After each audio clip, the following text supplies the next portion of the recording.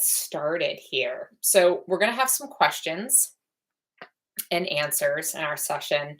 But some of the topics I was planning to talk about with everyone is being present with your dog, what that means, um, and in terms of what that means for puppies versus senior dogs and all of that time in between. And then we'll dig in a little bit deeper on senior dogs versus puppies and what that means, and a little bit about um, grief, if we have time to get that, in terms of losing a dog. Or even as dogs age, there can be some grief around that because there can be a loss of things you used to do with your dog that you no longer are able to, maybe because of your dog's physical limitations, or lifestyle, right? Or maybe there's things you like to do, like for instance, long hikes, and your senior dog can't join you on those anymore. So we're going to dig in a little bit deeper on all of that. As you're signing on here or joining us, if you want to let us know in the chat that you're here, that would be great, so we know who's here for our session. And we will get started. So I want to go over questions first. So I had a question come in this week that was about barking. So dogs hearing noises outside. The windows are now open here where we are in Connecticut because the weather is really beautiful. And now dogs are barking. They're noticing those outdoor noises that obviously when the windows are closed during cooler times, it's not much of a problem. So now dogs are alerting to dogs walking by because they hear the tags jingle, or just any of the outdoor noises, people outside, people walking by the house more, and all of those. So when we talk about dogs barking, right, it's a natural behavior for dogs. They will naturally hear something. Sometimes it's seeing something too, and sometimes these are paired together in this behavior that they want to alert you to. So they're barking because they're trying to communicate, right? And dogs communicate by barking. What it means, other dogs might understand it better than we understand it. Sometimes with our own dogs, the intensity, duration, or kind of rest of the energy of our dog when they're barking lets us know if they're alerting to something they're concerned about or if they're excited about something. So when we talk about dogs hearing noises and barking, um, we do think of teaching them to be quiet, and we do think of telling them to leave it. And then it goes to, well, what do we want them to do instead? So, in terms of barking issues or hearing noise issues, I kind of tackle it from a couple different angles. I look at it as partly management and partly training. So, for instance, we have three German Shepherds, and they're very visual and also hear everything that's happening around outside. In the warmer months, going by our house are a lot of cyclists and runners and people with dogs. So all of that noise is picking up as the weather is getting better and our windows are open. So what we typically do in our house is when I'm not home, I will leave the windows closed. If I have, AC on if it's warm inside, or fans going for the dogs for extra air. But I will typically leave the windows closed and the shades drawn, which seems like weird. You're not going to let your dogs just have that fresh air and be able to just look outside. Well, what happens and what can happen is if you're not here and your dog is hearing and seeing all of those things all day long, they've been practicing. Say you're out at work, gone for 48 hours at a time. No one's there. If your dog is at home barking at every dog that goes by or hearing people and alerting to that, they've got a lot of reinforcement for that behavior. So they're barking and barking and barking, and they've gotten a lot of practice in your whole day. So then when you come home and you want to have your dog stop doing that, they were able to do that for so much. So that's some of the management piece. So when I'm not home, the shades are drawn and my dogs don't have all that stimuli. Then when I'm home, I'm present in the environment, just as you would be home with your dog. And that's where some of the training and redirecting and kind of teaching your dog what you'd like them to do comes in. Sometimes it's hard when we want the windows to be open, all the fresh air. We want to enjoy that and let our dogs enjoy that when we're home, but we want to relax. That can be the most frustrating time. So this doesn't mean that once you have a good pattern with your dog that you can allow a little more flexibility in. But I still, everywhere I've lived with my dogs, I would say I've practiced this. And same goes if our dogs are in the backyard and they bark, they have to come in. They're not allowed to bark at the neighbors. So they learn very quickly that barking doesn't get them very far. Now, if somebody were to knock on our door, our dogs do alert to that. We allow them to alert to that. We see who it is and then ask them to be quiet and reward them for being quiet after. So some barking is okay, right? Our dogs are just communicating someone's here, or a lot of times my dogs let me know if someone dropped a package on the front door. They'll run to the front door and maybe bark and alert, oh, you have a package. So that can be a really good thing. It's just when it starts to go into excessive or where it starts to become a nuisance for you is kind of where we have to play with some of these techniques. So the first is managing when you're not home. And then when you are home, I like to either be in the space with my dogs so that I can work with them with it. Or, for instance, like we have a big window behind our couch. And if our dogs heard something, they can also access the visual component of it. So they could go and they could run behind the couch, or sometimes I like to try to jump on the couch and look outside. Um, so being able to manage some of that is helpful. Not allowing your dogs access to these big windows that if they hear something, now they can run to the window and they can watch whatever it is. It also becomes reinforcing for your dog is when they go to the window, they bark at the thing. Well, it's somebody passing by your house, the person goes away. So we don't want that to happen because we don't want our dogs to learn that barking makes people leave or barking makes a thing that they're not sure about go away, because then our dogs think that's their job. So they're like, I did a good job. I alerted you, I barked, and that thing went away. My job is complete. And before we know it, we're like, wait a second, we don't want you to have that job. That's okay. But it just happens naturally, right? So there's so much reinforcement happening with barking in the yard at things or in the house at things that we're just not in control of. So again, managing that space. If we're in our living room watching TV, I draw that so that, the dogs can have the windows on the side of our house open. They can see people come and go from there, but they're not going from that to then jumping, on the couch or behind the couch to follow things during that time. Managing your space a little bit can help too. So if the windows that the dogs are, they could be hearing anything out of any of the windows, but not allowing them access to follow through to run to those windows and continue that behavior can be helpful, at least in terms of breaking that initial pattern that they have. So sometimes gating off the room so they're not allowed into that space to practice the unwanted behavior. Another thing that I love to try is I'm doing these things throughout my day. I'm making dinner. I'm moving about my house. My dogs are following me. They hear things. If they bark a little bit, I'm going to tell them to be quiet and then reward them, with a treat. So, or just with verbal praise, right? Sometimes I'm like, there's no treats here. I just tell them they're good for being quiet.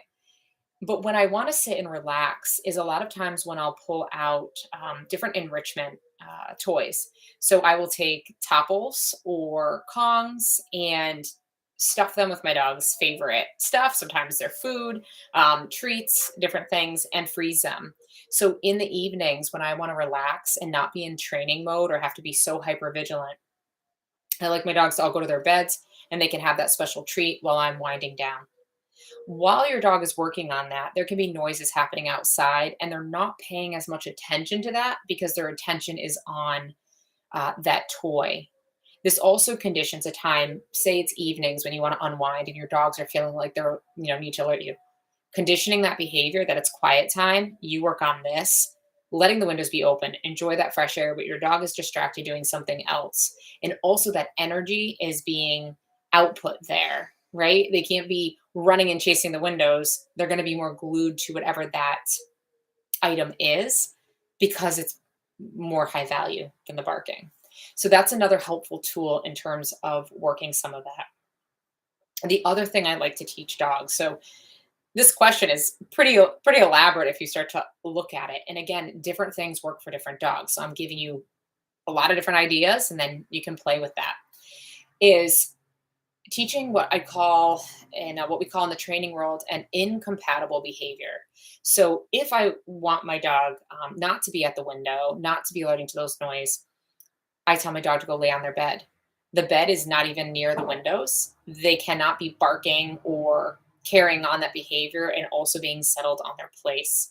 So many times, if I'm in relaxation mode with the dogs, I send them all to their beds. They can have their good frozen toy to work on, or I'll have treats on me and send them to their place. So instead of barking, it's like, nope, quiet, go to your bed. Quiet, go to your bed. And you can reward them for going to their bed. And that's a behavior that allows them to lay there, be away from the source of the noise, and also gives them some structure. So if your dog is barking and they're not sure, going to their bed is a behavior that can be kind of grounding and calming for dogs because they know exactly what's expected of them. And if they stay there long enough, they'll actually start to relax and hopefully fall asleep and kind of ignore some of that, some of the noise that's happening outside. Um, and just being really clear with your dog. I want you to be quiet and I want you to go lay over here. This isn't your job. It's not your duty to do that. The other thing that you can do is have music playing. So when if you have the windows cracked a little and you're away and you don't want your dog to notice as much, having some music playing or the TV going can also help with that.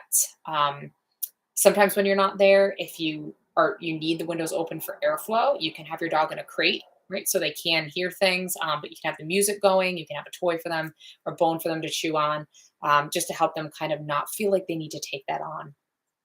Dogs barking, some of it is natural for that dog. So dogs alerting to noises, they're more sensitive to noises, maybe more reactive to noises, and a little bit more on edge. But when our dogs feel like they have to alert us all the time, they also find themselves in this kind of space where they're activated and they're not as relaxed. So the idea is we want our home to be a calm place for our dogs, a place where they don't feel like they need to have a job. But some dogs naturally just want to do that. They're like, I hear things, I'm worried about them, I'm going to do this. The more you can tell your dog, no, it's not your job, go lay down, the better it will be for your dog, right? Because they know, okay, you've got it handled. I don't need to do that. Right. So the barking can come from different things. Some can be fear. Some dogs are protective, right, of their home. So anybody that goes by. Either way, you don't want your dog to take this on as a job. Whether it's out of fear, they need to be supported so they don't need to worry about it. Or if they're doing it because they're, protecting your home, we don't want to reinforce that kind of behavior because then you also have them protecting it when people try to come in. It could be people you want in your house. So just letting your dogs know that kind of you're in charge of that can really shift things in terms of the barking. And sometimes it happens so quickly. So the person that emailed me said it's happening so quick, like we don't even know what they're alerting to. So what I do is go back to that management. I have everything closed up. I might work on some of the techniques of them going to their bed, relaxing with Kongs. Then for periods of the day when I'm there, I'm going to open the windows and be ready to redirect my dog or correct them for the alert barking. If you have multiple dogs in your household, they feed off of each other. So you can have one that is pretty quiet and then the other one barks more, and now you have both of them barking because it usually isn't. One is like, hey, be quiet, let's just lay down here on our beds. Usually they cheer each other on. So some of those things, a mix of training and a mix of management. And really prevention is key. Like I said, I've had it where I manage when I'm not here so that I'm kind of in control of when I am here. If my dogs are going to the window and they're going out and looking at cyclists going by, they can look. But if they even take it a notch further and bark or maybe growl at something or think they need to take it further, it's immediately stopped. Nope, go lay on your bed. That's not your job. Right. So breaking that pattern will be really key if you have a pattern of barking, and then building the foundation from there. If you're managing and you're training and you have, say a month under your belt and things are going really, really well, then you start to experiment a little bit. Okay, I'm going to leave the windows open. I'm not going to manage this as much while I'm home. But still, our dogs are 10 years old, 11 years old, and 4 years old. So our dogs are still have the shades drawn during the day, everything's quiet, you're off duty. There's nothing you should be worrying about. And we don't really have the barking issue. Same goes for our yard. If somebody goes by and our dogs notice it, that's fine as long as they go back to play or come over to us. But if they take it any further and want to bark or anything, they lose their privilege and they come in. Usually a couple times of that. I even have new dogs that I'm watching, or friends' dogs come over. We have the same rule. All right, dogs got to come in then. You got to come in.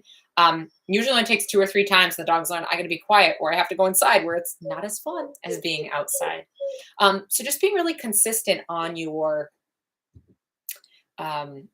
training, right? Making sure it's a clear message, and having a little bit more control over the environment can really, really make an impact on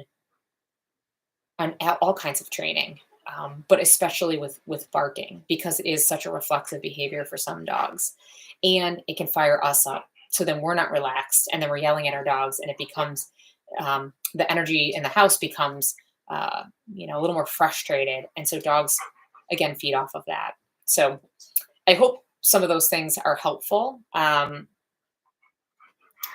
If anyone on here wants to chime in or has anything that they want to add to that, or questions regarding their dog specifically, you can chime in. And my friend that had sent that in, if you're on here, you can chime in if you have any feedback, or if you're going to watch the recording later, let me know. Let me know if there's more that I should be adding. So we just talked about more barking, where it becomes nuisance barking. The other thing I want to add about that is, depending on where you live, excessive barking can also be a problem with your neighbors, right? Your neighbors are trying to be outside and enjoy that, and your dog is barking at them, adds other layers. So it really starts from the inside of your home, working outward. Just the other layer to think about as well. So we talked about barking. I wanted to talk a little bit about being present with your dog.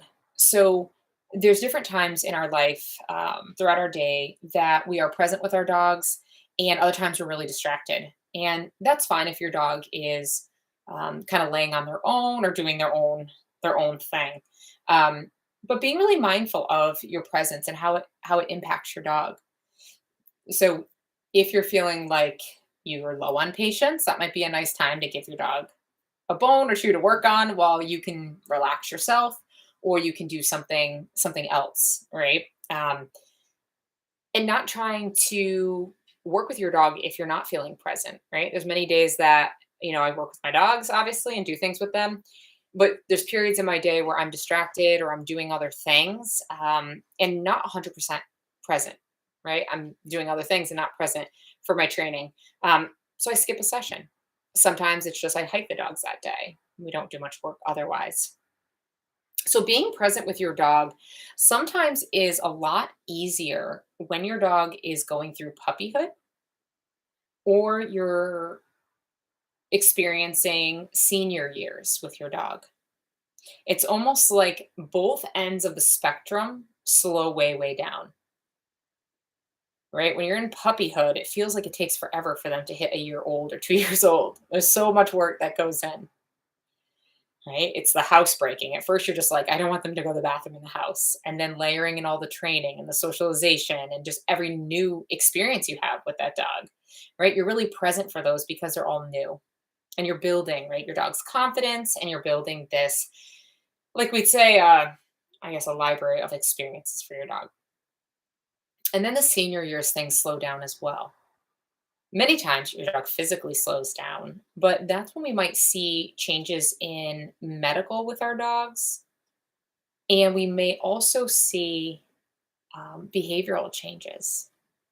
Some of them are linked. Some of the things we see are linked, the behavior and the physical. Some are your dog's attitude for life and energy is the same, but literally their body cannot move as quickly. Right? Your dog can be a little bit frustrated or inhibited in their body. So time slows down there. The closer we get to our dogs aging and getting closer to the end of life, right? That time slows down even more, right? When we might have to make big decisions for our dogs about their health, or helping them in their journey, right? Even the days sometimes, I know when I've had to say goodbye to my dogs, and it was, where I assisted in that and made the decision. Those days leading up felt the longest. I was living hour to hour, moment by moment. So that even slows down, and we're so present. And there's an intensity to that presence when you're connected with your dog in those moments. And the same goes with a puppy, right?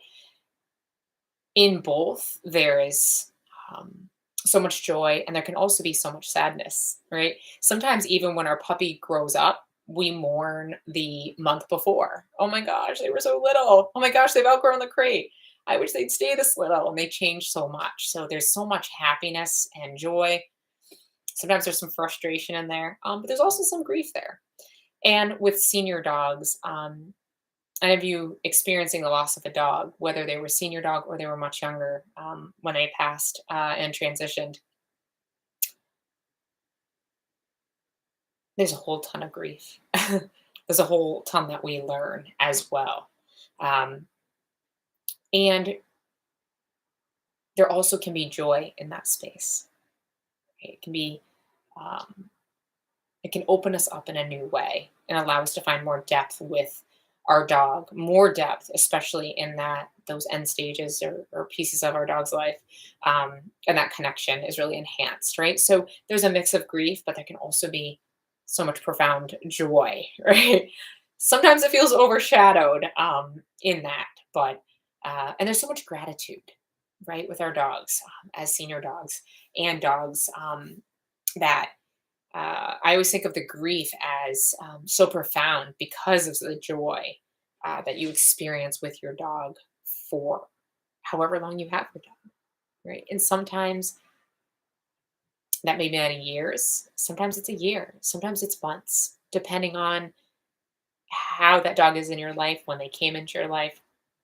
Each dog is on their own journey, just like we're on our own journey. So sometimes those journeys are brief, sometimes those journeys um, are very long, right? And sometimes our chapters in that journey are short too, right? So those of you fostering dogs or raising puppies for service dogs or guide dogs experience so much joy and so much grief in a short amount of time. Because to do that type of, I don't even want to say work, but that it is from your heart. It's heart work, right? From your heart, giving of yourself and having all these experiences with a dog, you're going to give back to an organization to become a service dog. Um, that happens over not even under a year, year and a half, right? It's a very quick piece. And then if you do that over and over and over, it's really important to honor all the joy and the gift you're giving to somebody, but also the grief part of it as well, right? So that you can continue to do that because you love it and enjoy it, but also allow yourself to have that space for that emotion. Same goes for fostering dogs, whether it's with a rescue or temporary pet sitting in terms of for an organization and whatnot. Dogs can come in and out of your life. They can be with you for a weekend. They can be with you for 3 months. Sometimes they call them the foster failures, where they end up being for 3 months, but then it's years and the rest of their life. Those of you fostering senior dogs, right? That takes a very special person to do, knowing um, that timeline might be a little bit shorter. But I've also seen people adopt a 10-year-old dog that then went and lived another 6 years. So, again, each dog is on their individual journey. We share that journey with them. And for those of us that, open our hearts and in our lives to temporary, right? That can move very, very, very quickly. You're saying hello and then you're saying goodbye over and over again. But it's so important for us on the human side to move through those periods of joy and grief. And they can be simultaneous. And they can also feel very powerful at the same time, where you're welcoming in and you're also saying goodbye. Um, I always think of that in multi-dog households too.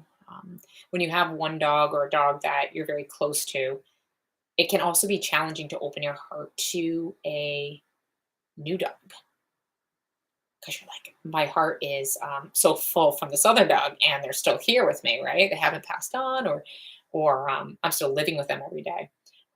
And I always find that interesting because within us, we have that capacity to make more room, right? So people have 3 dogs, 4 dogs. It's like, it's not that you average out that love between the dogs. It just is more. You're just like, wow. And we learn different parts of ourselves through our dogs, through the things we experience.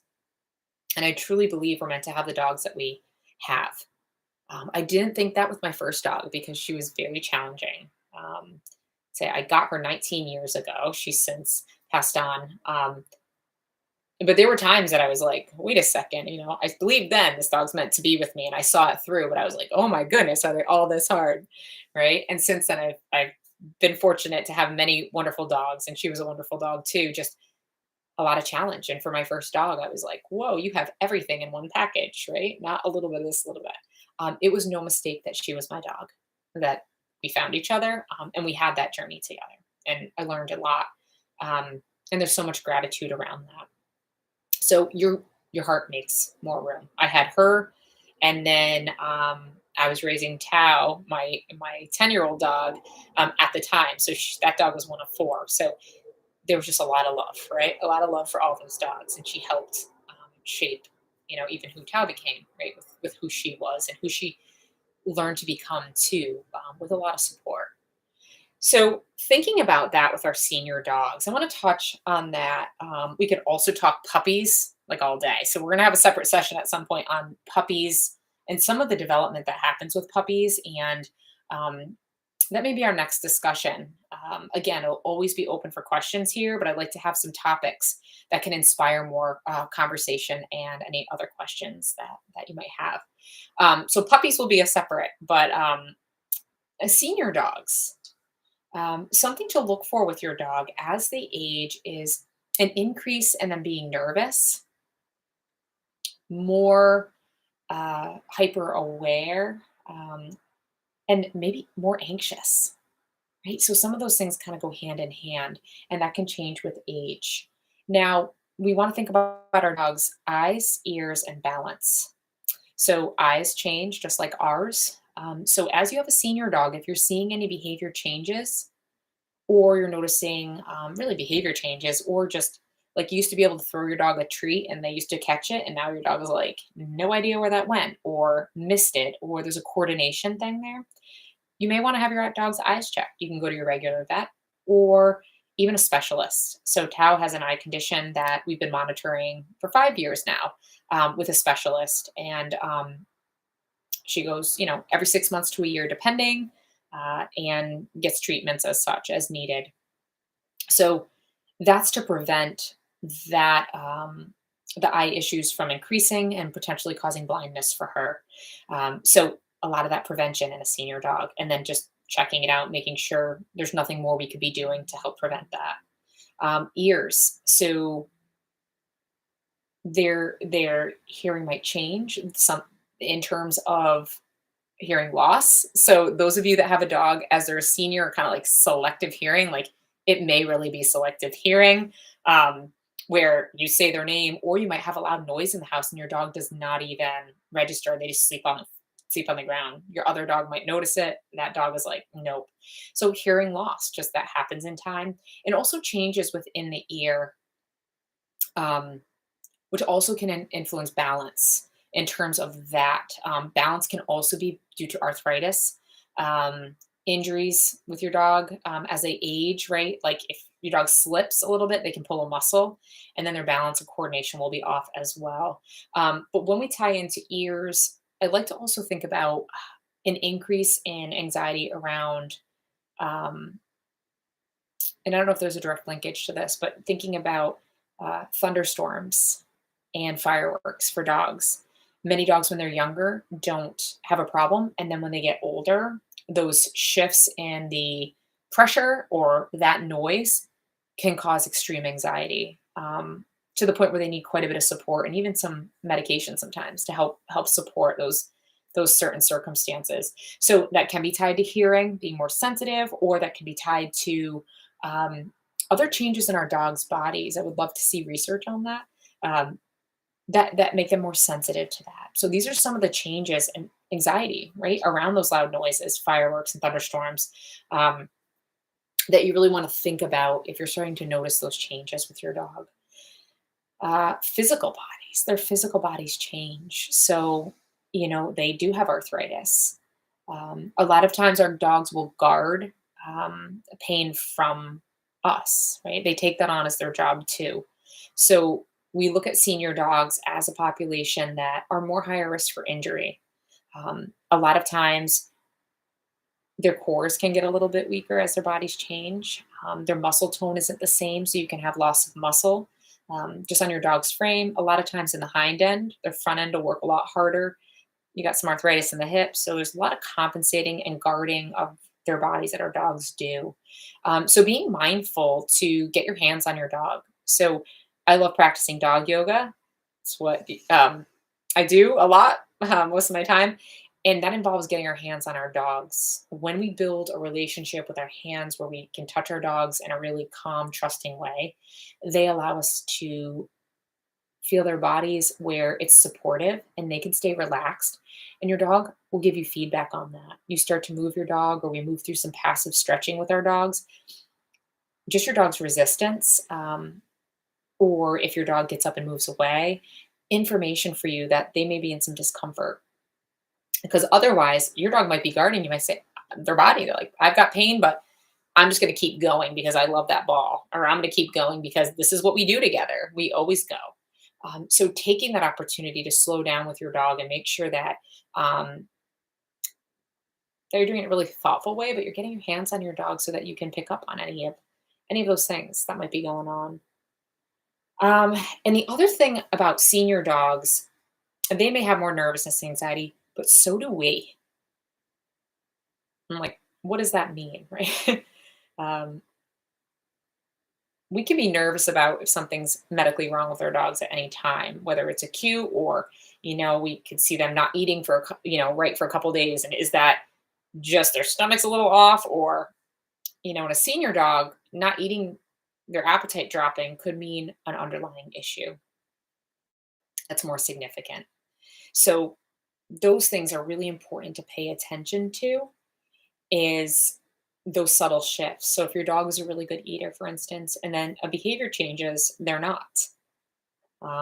What does their stool look like? Not that anyone wants to talk about dog poop here. I don't think that's why you joined this session, but honestly, like, that's something really to pay attention to in dogs.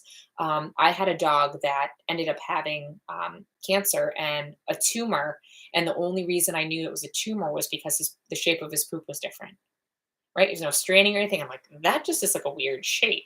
It was oval, not round. I'm like, that's weird.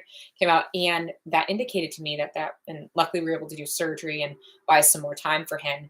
But paying attention to that, we don't think about it. A lot of times they just go and we pick it up or whatever. But those subtle changes, and even he was 7, so he's not really just moving into the senior years. Um, Pay attention to those things. Your dog's bathroom routine. If your dog starts having accidents in the house and they're a senior dog, pay attention to that, right? There's different things associated with that. If your dog starts drinking a lot more.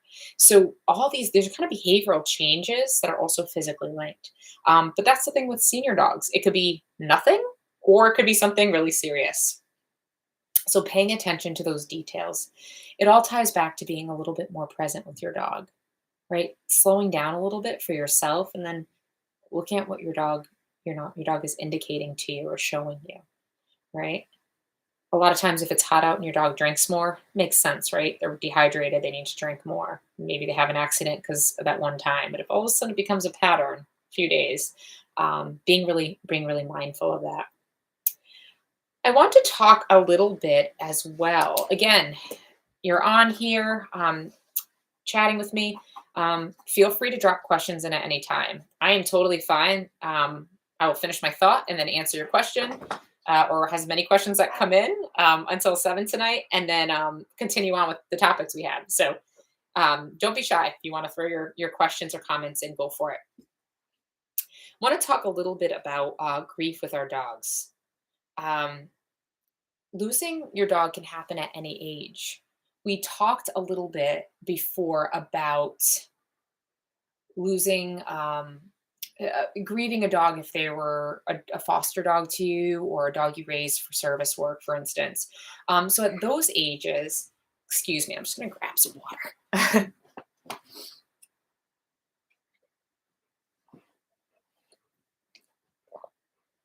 All right. At those ages, there is that grief that's happening, but you know that dog is still alive and it's going on to its next piece of its journey, right? So there is grief there, but there's also this celebration of this next chapter.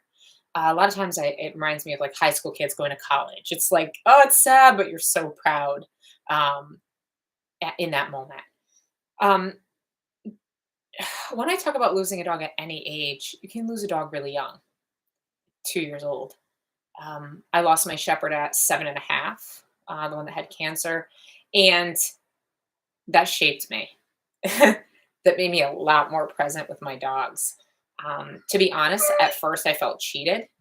I saw it as he was retired from being a guide dog because he had an incident in the field, and then came to me after that at 4. So I only had him for 3.5 years.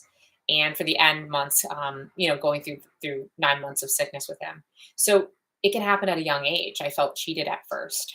Um, he taught me though to be really present and not to take for granted those middle years.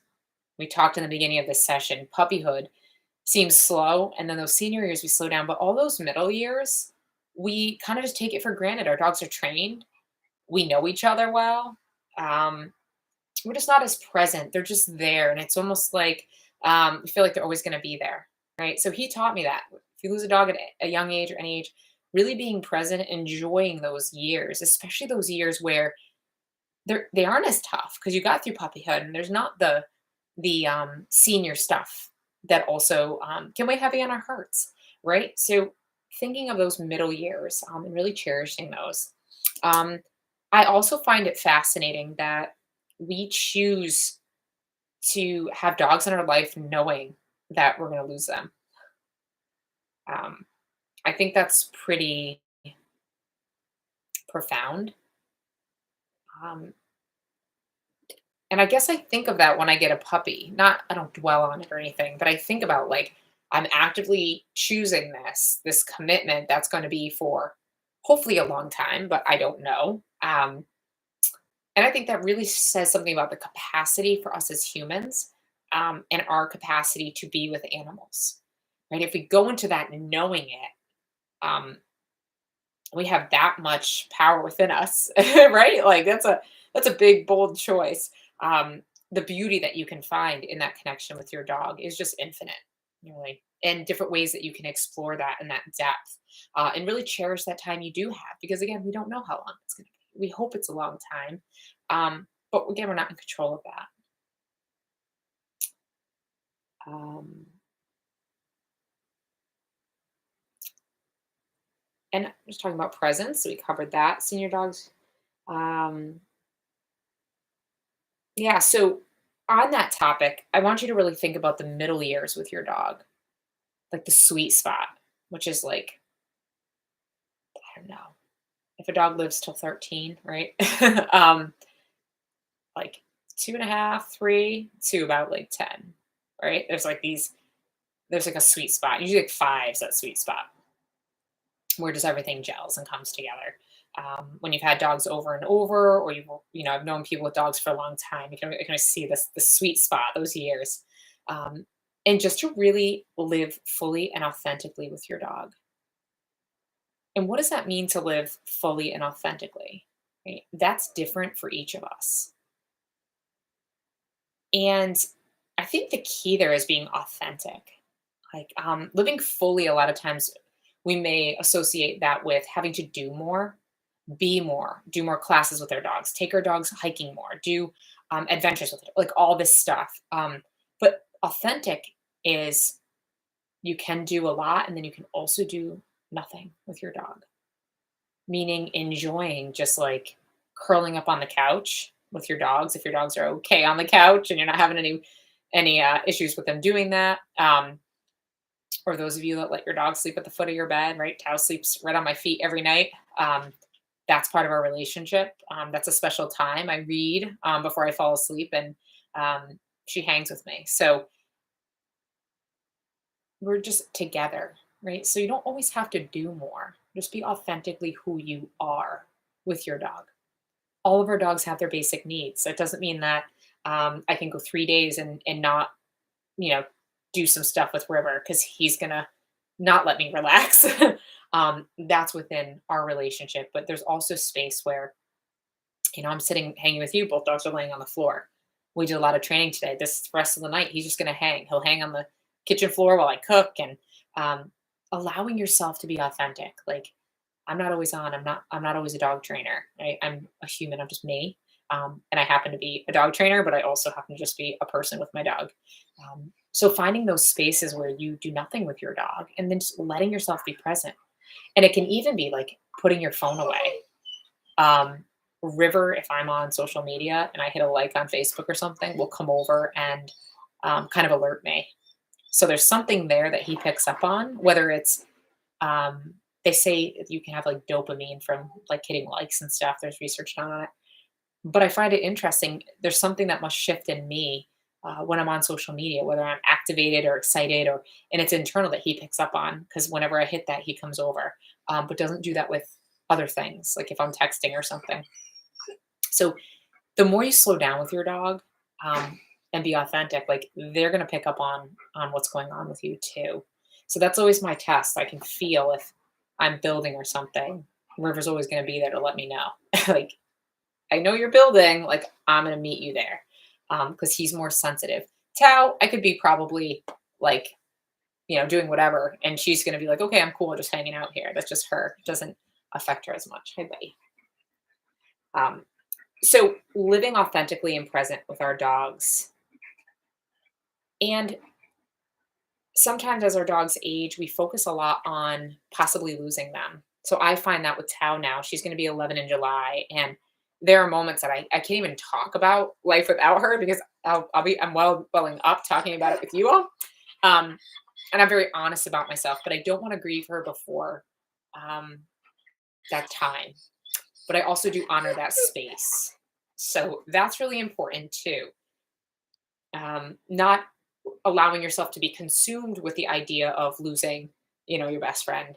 Um, but there are times that that's okay, right? That like maybe you're thinking about that and just the thought of that like brings tears to your eyes or you want to cry. Like let that happen. I think that creates more space in your relationship for you to be present. When we're hurting, we can withdraw, right? So then our dogs are going to feel that, right? I'm not fully present. I'm so afraid to lose you. I'm so afraid to open up more because it's going to hurt more, right? So give yourself space to actually feel those feelings. If you want to cry about it, you can cry. Like let that move, let that energy shift so that you can really enjoy what's still here with you, right? And not think about too much about um, that other time when that's going to happen. Um,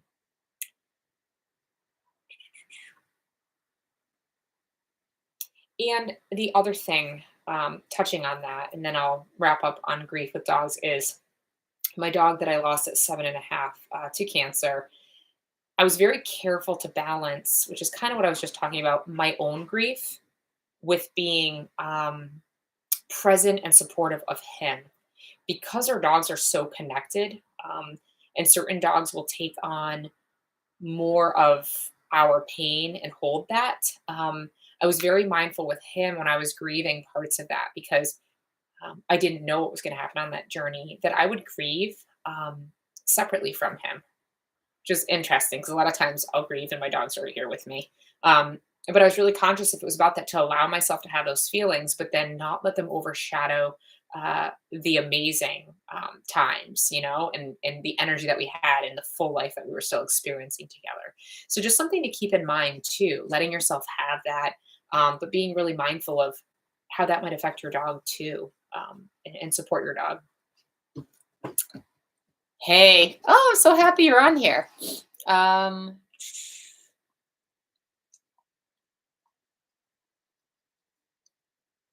okay.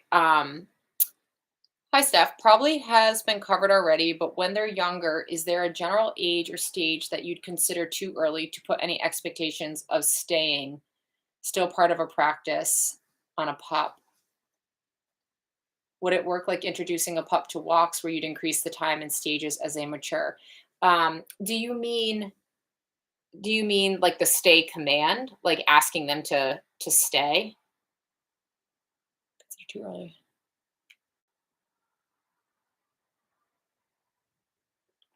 I see you put staying still. Like in terms of a stay command or having your dog go to their bed and stay, because both are considered. Um, but I'll wait to hear back from you. But I'll touch on that. So to really put any expectation of staying. So that's kind of I do that in two different ways with dogs and puppies. I teach dogs to stay as a um, behavior. So if I tell them to stay, I should be able to eventually walk away, do anything I want, and they're going to hold that position. I start stationary where they're just holding their body still and I'm still, and then build up duration there. But I also teach dogs to exist with me, which would mean more of like relax, be calm, and settle. And many times I'll teach that on a place. And I start with short and sweet. So in terms of stay behavior, I started like with puppies, and just like you had said, you increase the time and stages as they mature. I'm always working with the individual dog, so I will start a go to your place behavior at 8 weeks old. Um, I've worked with litters of puppies even younger than that and just introduced it as a fun game to get on the little place, get off. But 8 weeks old, I'll start teaching go to your place. And what I usually do is I will feed the dog one treat at a time, but maybe 3 to 5 treats for being on that place. And then I'll teach them to come off their place by following a treat. Have the puppy come back on. So I'm already building a stay at 8 weeks by using a place. Um, just by feeding multiple times and starting to slow that food down, you're teaching a stay. And what that is I don't even put any words on it yet. It's just teaching the dog muscle memory, holding their body there while you feed them for holding their body there. So even at 8 weeks, it might be 3 treats as they stay there and I free them up. And then I might work it to 5 treats. And then I space a little bit in between, all stationary, meaning I'm not moving around or anything. I might be sitting on the floor as the puppy's doing that. And then building duration. The other thing I like to do when I'm teaching a behavior is there's a lot going on. But I don't want to have my dogs only be able to do behaviors in one room, like the kitchen where we train, where I teach it. I might teach initial behaviors in a quiet room in my house, living room, or the kitchen. And then I'm moving once that dog knows even a basic behavior like laying down for 3 treats. I'm moving that into a different room in my house. I will take my dog out on the deck or puppy I'm training, work that, take my puppy on walks, take my puppy to a park. Once I feel like it's safe in terms of vaccines, sit there and I'll work it. So I teach my dogs at a young age to do behaviors everywhere we go, so that they're not 6 months and they just think training happens in the kitchen. And I don't want that for your dogs either. I want your dogs to be able to do these small little behaviors, and quite a few of them. There's a lot we can teach to young dogs or even older dogs that you get as a rescue, teaching them that um, it happens everywhere, not just in that space. So you can start really young, but like you had said, increasing the time of walks, you'd want to increase that based on the dog. Now, you'll know if you're teaching a stay behavior and you're going too far, too fast for that dog, because they're going to keep breaking, so they don't have the impulse control. But I think starting stay really young, and I like to teach it on a place where I teach the puppy to run to the place, teach them to lay down, and they stay there, and I deliver treats to them. Usually, I put it right between their paws, deliver treats, nice and slow, and then free them up. So then eventually, I just add a stay word, and then I increase my duration over time. But I've seen some young puppies have a really rock solid stay, and it comes more natural. And the person teaching it is very, very consistent. If we push too far and your dog breaks a lot, so they're breaking, meaning they're getting up out of their down or their sit, Again, I usually start it in a down and then teach it in a sit. Um, you're going to get a 50-50, so inconsistent behavior. So sometimes your dog's going to break, sometimes not, and you're going to have a dog that's confused, and it won't come along as quick. So that will be if you're pushing the dog too far.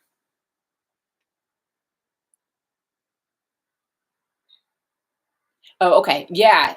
So, to elaborate on that, staying still in the context of dog yoga session, or as you said, just when you're getting them comfortable in your presence.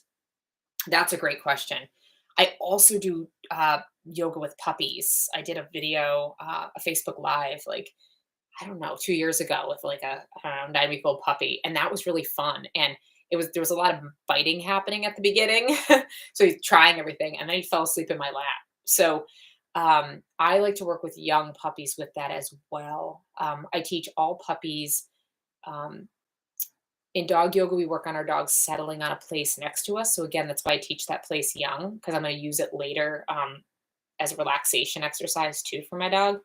But then calm touch. I work with puppies and do short and sweet calm touch. I teach them when my hands are on you, when I'm doing this certain pattern of how I move my hands, I want you to relax. Really important when we're teaching our dogs the relaxation component. So there's the skills, like teaching your dog to go to their place, teaching them to down. I'm in training mode, but I also separate out and teach my dogs to relax with me. So things I'll do when I want to practice yoga with a young dog or puppy is have them go to their place. Again, I've taught it. So when I ask them to go to their place, there's a little bit of training. Go to your place. Okay, you get 1 treat, 2 treats, 3 treats. With a young puppy, I might use a bully stick or a stuffed Kong. And I'm like, hey, you go hang on your place. I'm just going to sit here and breathe or do a little bit of yoga. It literally might be 15 minutes. It might be 5 minutes. Share this space with me. I'm going to get really present, right? So a lot of times we think of yoga as very calming. The yoga we practice in TAO Dog yoga can be very energetic too, but it's really about us being present. So coming to your mat, conditioning a puppy to be used to your calm presence is really slowing your breath down and you becoming more present, right? Because our dogs are always present. They're in the moment. We're a lot of times very much not in the moment, right? And you get these disconnects in your relationship. And that's a lot of times what happens when we aren't present, our dog's present, and there's a miscommunication there. So getting yourself just breathing with your puppy, working on something that helps to manage your puppy's attention, right? Your puppy's not quite ready, or your young dog, and it could be like a 1.5 year old dog you got, and you're just trying to learn dog yoga. Have them work on something while you do that. That's only going to support your dog to stay on their place and hang with you. A lot of times, whenever I'm teaching a virtual class, you'll see me do this. If you're live with me in person, Tao's on a leash when we practice dog yoga. Because Tao likes to wander off onto this bed we're sitting on during yoga, here I don't mind. But when I call her over for calm touch, she's so comfy here that she's like, no, I'm not coming over. Normally, if I was practicing by myself and not on screen, I could just hop on here and do calm touch with her. That's fine. But I need her to be in the screen so I can show you that are new to yoga what we're doing. The leash becomes a nice cue. That can limit some of your dog's space. So if you have a puppy or a young dog on their place, you've told them to go there, you rewarded them, then you're giving them something to chew on, and that helps them to settle in. And then they're on a leash next to you. You're helping limit them from taking that thing and wandering off, right? Short and sweet, 5 to 15 minutes. If your dog ends up falling asleep there, great. You can just keep practicing, right? But I look for a little bit of short and sweet. Usually after that, if the dog's finished the Kong, I put it away and I do some calm touch, continuing to breathe. And it might be literally just touching my dog's collar, putting my hand on my dog, and it could be under a minute, not even 30 seconds that I do that. Again, I'm putting my hands on you with presence and really calm, a calm presence, right? To help give our dogs that signal. So I love the yoga because it's more about us existing together and being calm together. How this plays out in real life, this is such a great question. So I'm so glad you brought this up. I teach a stay as a behavior. I teach a place as a behavior, but I also teach a place with me as an emotional state that we're both in, because dogs are emotional beings. If dogs weren't emotional beings, they wouldn't experience so much of the joy I mean, that we experience with them, right? They experience all this fun energy. Dogs also are anxious, right? If they didn't have any kind of emotional being or capacity, and I'm not saying they're humans or anything, but they wouldn't have these other components, right? They can be very emotional beings. So you could have the most stable obedience, but your dog doesn't know how to be with you, and that's the relationship piece. If you teach your obedience, but then you can also say, hey, we're both going to be energetic and up. You can see River here. He'd rather be energetic and up right now. He and I can be really energetic and up, and even when we're like that, I still have to be calm because he brings so much more energy than is needed at times. And he gets himself a little wild, which I love that about him, but I've got to keep my cool. If I get worked up or I get anxious, it all falls apart because he needs me to be that calm. So we will do, River and I do obedience together, scent work, and we do protection. So we do bite work together, but he also practices yoga with me. And people are like, you can have it all? Yeah, because that calm that we find together working as a team comes from the dog yoga. If he didn't understand when within our relationship that we need to find that element of calm, when he gets ramped up, I can put my hand on him or just tell him, hey, we're good. I take a breath in, I let it out. He knows. He's like,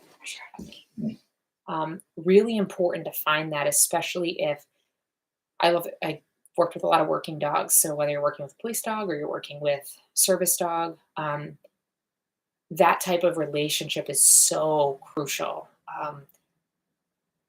Our dogs will a lot of times try to support us in that. Like, so if we get worked up, our dogs will try to calm us. So you have a lot of comfort dogs. There's so many in the state of Connecticut where I live, police officers with comfort dogs doing this amazing work to help um, teach presence through dogs and connection. And we actually just did a dog yoga event on Sunday for law enforcement officers and their families, and I should say military as well. And firefighters and medical personnel too. So everybody. And it was so amazing to see the dogs respond to when we became calm. We have pictures of 7 dogs off leash laying together as people are in shavasana on their mats. So our dogs really are a mirror. There's something they really help us with to be present. They can be very healing. So the practice of dog yoga allows us to find this space in a really fun way, and it benefits us. We learn to become more present, find more flexibility and strength in our bodies. And we do a real yoga practice. So if you've never done yoga, you can learn how to do yoga too at the same time. And it's cool because your dog's benefiting. But it's such an important piece because most dogs are going to be energetic or reactive, right? They're like, got all of that. It's like, can you find that calm? And how do you find that together with your dog? Because I believe it's a partnership, right? And different trainers have different opinions on this. I love talking to other trainers because some things we disagree, some things we agree, and can learn a lot from each other. But I really believe it's a partnership when I'm working with my dogs. So if I'm out on a hike with my dog, there's a we component. We're partners. It's a partnership. Tao, for instance, is accountable. She can be off leash, but she's got to know where I'm at. She's accountable to check in with me and make sure she's keeping track of me. And I taught her that as a young puppy. That's part of our partnership. I'm keeping track of you. You keep track of me. If it's one-sided, I'm chasing Tao throughout the woods because she's off doing whatever she wants. So that kind of a relationship and partnership is a we, right? Some trainers feel like, you need to be a leader. Well, there are times you need to lead, and there are other times that we can follow, right? So I like to think of hiking with Tao. If she's ahead of me on a trail, we can go, an hour for a hike, and we just I never talk. We don't say anything to each other. We don't need to, right? Especially as she's 10, we've done it a lot. There's a connection that's happening. There's communication happening. She looks at me, I look at her, we carry on. Like there's no word, you don't have to have that. So, it's not even about commands. It's not even about training at that point. It's about that depth of connection. If you're in connection, those commands, if I need her to come, I call her. If I need her to downstay, well, I check the corner to make sure no dogs are coming before we round the corner. She'll do it. Because those are the skills I need with that activity, but It's the depth of your connection, right? And that's how I experienced that with Tao because she's safe to be off leash. Not all dogs should be off leash, but that doesn't mean that connection doesn't exist with your dog that entire time. When your dog is off leash with you in your home, you're in connection with your dog. They're paying attention to you, whether you notice it or not. Um, I was working with somebody last week, and before I met with them, they told me that their dog is very aware of everything that happens in the environment. So when one time when she turned the TV off, she went to the kitchen and gave her dog like a special chew or something. It just happened. Well, the dog paired that. It happened one time. The dog paired it. So I just told them like, our dog, yeah, your dog is watching you at all times. They're so keyed into us, we don't even realize. That's why when our dogs develop naughty habits, we're like, I don't even know where this came from. I did this twice. It's like, yeah, they've logged that. They've been watching you for as long as you've been together, and they know. So our dogs just really know us, sometimes even better than the people in our houses, or our environments or our homes. So thinking about that depth of connection. So I'll leave that. It was a really awesome question. So glad you're on here and ask that. The difference between skills and existing with your dog and the emotional state. And what are your expectations? So if I'm practicing dog yoga, what we're working on when we're doing dog yoga, say River and I together, is being calm together. And a lot of times when he was a puppy, he'd bring a lot to it. I mean, he would like grab at my ponytail and like roll all over the place. And, he's 4 now. So now he sees the yoga mat and he's like, oh, we're doing that thing. And he sleeps. It's conditioning, right? And it's maturity and it's part of that relationship. So am I working on emotional state? Or if I'm working in a down stay, which we worked outside with a lot of distractions today, I'm working on a downstay. We're still in connection, but there's a really sharp focus right there in that connection. And he's expected to be active and on, holding that line for me. And, but in yoga, it's about, yeah, you're also laying next to me, but it's not about a downstay. He's freely able to get up and go lay on the other side of the room, right? Like that's what he wants to do. We're existing together. I don't need anything from him. Um, if you have that state with your dog, we do dog yoga everywhere here in my adventure club that we do, a group of peeps that we go out and we do all the stuff together, adventuring. We go to different locations and do dog yoga with our dogs and help them to find that state with us wherever we go. So you practice at home and then you take it outside if that's what you want to do. You don't have to do it through dog yoga. I love to find it through dog yoga. But allowing yourself to really be present, finding that space with your dog. You can do that just sitting on a bench with your dog. Go for a nice walk, you find a nice bench, and you find that state with your dog. Slowing yourself down, breathing, and becoming really present. A lot of times it means putting our phone in our pocket. Sometimes it means turning our phone off, right? Because your dog definitely knows the difference between you sitting there and just existing and really being with them, or if you're splitting your attention, which we do all the time because we have phones. I do it all the time, splitting my attention. Um, really setting that aside and finding that emotional state with your dog. Yeah, total game changer. From that space, the skills become easy. You can do anything. You're not fighting for your dog's attention and connection. And then you can really ask for any behaviors you'd like. Um, and the other thing about that, I said, like, I was going to leave you on that note, is I really want dogs, and within your relationship with your dog to also be a dog. So my dogs are trained, but they have their own personalities. And Tao can get away with a little more than River, just because of who they are. And Tao's older, so I feel like she's earned the right to have maybe extra cookies and lay out in the yard as long as she'd like to. Um, but letting your dogs be dogs, so the training allows you to have that freedom, right? So the more connection you have with your dog, and that the more fun you can have. So, we do dog yoga, but then I'll get on my paddleboard and cut the dogs loose with life jackets for safety, but let them run down the river behind the house as I paddle. They swim and run, and let them be. Like, I don't need them. If I need to call them, that's the only thing. But being just like letting them be dogs, right?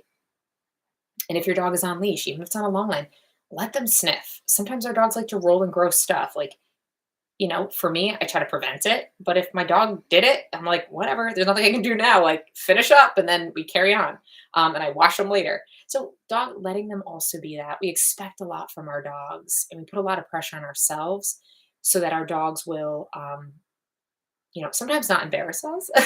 um, because, I think we take a lot of pride in that. We take a lot of pride in our dogs and the work we put in terms of our training, but really just letting them be dogs. Like, that's the most fun part, right? You do all this training so that your dog can have that freedom with you, right? And so whether that's in dog yoga, whether that's, what I like to do, hike and paddle with my dogs, I like to camp with my dogs.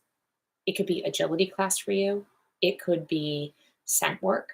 It could be walks around your block and hanging out in your backyard with your dog. So that's what your dog loves. It could be curling up and watching movies every Friday night with your dog, like pizza and movie night with you and the dog, like whatever that is for you, right? Letting your dog also be a dog, right? Letting them enjoy, um, you know, life, right? And having that balance, I think, is so so important with our dogs. Um, we covered a lot in this session, so thank you for chiming in. It's always good to have you all here.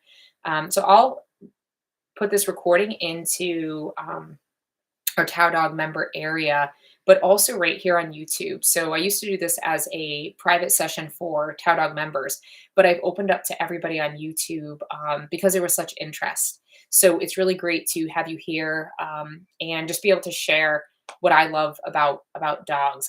That's why we do this once a month, because there is so much to cover. And I love all of your questions and have, again, no problem with you asking anything about training, dog yoga, lifestyle with our dogs. Um, it's all good. Yeah. Yeah, I look forward to this very much each month. So, with that, I will let you all go. Enjoy the rest of your evening, and or I don't even know what time it is. What time is it in Ireland? I have no idea. I should know. Um, Wherever you are, enjoy the rest of your night, your day, and we'll be back next month. So between then and now, members will submit questions. If you want to become a member, you can go to taodogyoga.com and check out our memberships and join us. And you can also just message me. So, you can message here, or you can go to my website and message me too if there's certain topics you want to cover, because this is for you, right? That's why I ask the trainer hour. So it's whatever you'd like to hear more about. So, all right, everyone, have a wonderful rest of your day. Take care, and we'll see you again next month. Bye.